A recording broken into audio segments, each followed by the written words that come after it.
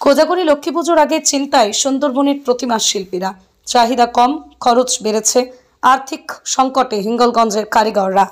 রাত পোহালেই বাঙালির ঘরে ঘরে ধন সম্পদের দেবী কোজাগরী লক্ষ্মীর আরাধনা।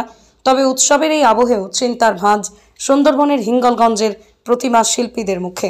এবছর প্রতিমার চাহিদা আগের তুলনায় অনেকটাই কম, ফলে বিক্রি না হওয়া প্রতিমা নিয়ে দুশ্চিন্তায় দিন কাটছে তাদের। একদিকে প্রতিমা তৈরির খরচ বেড়েছে, মাটি, খড়, রং, সাজসজ্জার উপকরণের দাম আকাশ ছোঁয়া। অন্যদিকে ক্রেতার টান কম, ফলে হাতে তৈরি প্রতিমা বিক্রি না হলে আর্থিক ক্ষতির মুখে পড়েছেন তারা। উমার বিদায়ের সঙ্গে সঙ্গে উত্তর থেকে দক্ষিণবঙ্গ জুড়ে শুরু হয়েছে কোজাগরী লক্ষ্মী পুজোর প্রস্তুতি। কিন্তু হিঙ্গলগঞ্জ সংলগ্ন এলাকায় ঘন ঘন বৃষ্টি বিপর্যয় ব্যাঘাত ঘটাচ্ছে।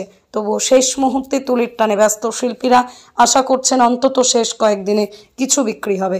হিঙ্গলগঞ্জের এক প্রতিমা শিল্পী বলেন, আগে লক্ষ্মী পুজোর আগে অন্তত 25 থেকে 30টা প্রতিমা বিক্রি হতো। এবছর এখনো অর্ধেকও যায়নি। খরচ উঠবে কিনা সেটাই বড় চিন্তা। সব মিলিয়ে উৎসবের আনন্দের মাঝেও টানাপোড়েন চলছে প্রতিমা শিল্পীদের জীবনে।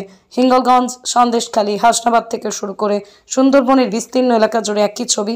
মাটি, ঘাম আর আশা নিয়ে কোজাগরী রাত্রের অপেক্ষায় শিল্পীরা। হয়তো লক্ষ্মী ঠাকুরটা আমাদের একটু কম চলে, মোটামুটি এখন চলে, খারাপ না। আমার খাম 10-15 আছে। আর বর্ষা তো প্রচুর হারে বর্ষায় তো ঠাকুর করতে পারছি না।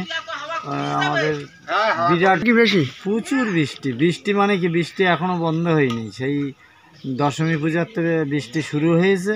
এখন লক্ষ্মী ঠাকুর এই 4-5 দিন সমানই বর্ষা, কিভাবে দেব? এখন আগুন ফাগুন দিয়ে যাই করে ঠাকুর তো দিতেই হবে আমাদের।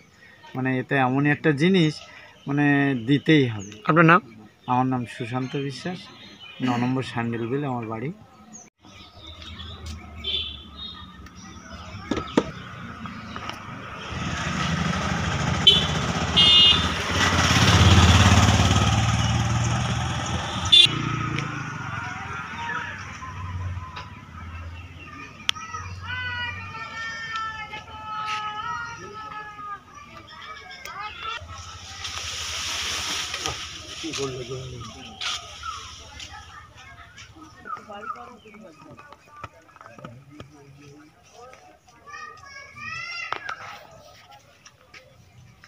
এটা হিঙ্গলগঞ্জ স্টেট ব্যাংকের সামনে, কিন্তু গতবারের তুলনায় এবছর খুব একটা ভালো বেচাকেনা হচ্ছে না। কেন জানি না, তবে বাইরের ঠাকুর অনেকগুলো আমি এনেছিলাম, কিছু কিছু কিছু বেচাকেনা হচ্ছে।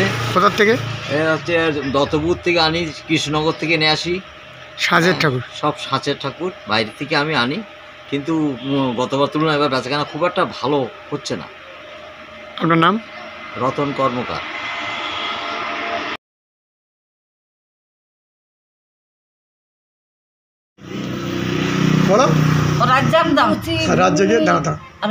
রাত কাটাতাম, ওই ছেলেপিলে চুরি টুরি করে, গাছপালা ছিঁড়ে ফেলায়।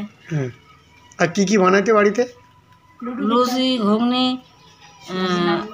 খই, মুড়ি। আর রাত জাগিয়ে কি খেলা করতে? লুডো খেলা করতাম। এখন কি করো?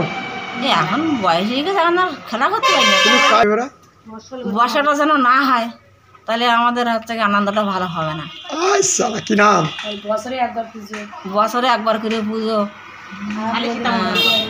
সীতামণ্ডল।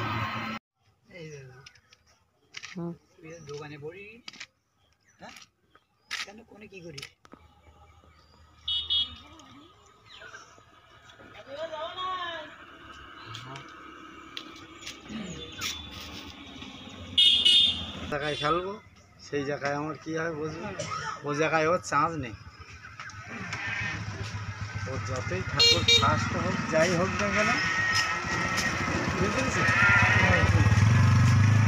হাসনাবাদ। কালকে তো জাগরণ রাত, ওই দিন যাত্রা হয়। আগে তো যাত্রা হতো, এখন তো কিচ্ছু হয় না। আর ওই দিন সব দিয়ে কার বাড়ি পুঁই শাকের গোড়া কাটা, কার বাড়ি কলা গাছের গোড়া কাটা, কার বাড়ি লাউ গাছের গোড়া কাটা করবো, তার সেই মানে সেটা হবে না। কারণ এত বর্ষা হচ্ছে, কী করে হবে? বর্ষাটা জান না, বর্ষাটা হলে ও খই মুড়ি চিড়ে কোথায় বাড়ি। সেই প্রতিযোগিতায় তো 1 সেকেন্ড ছাড় হয়ে যায়। ঠিক আছে, হ্যাঁ তাই নাকি? প্রাইস তো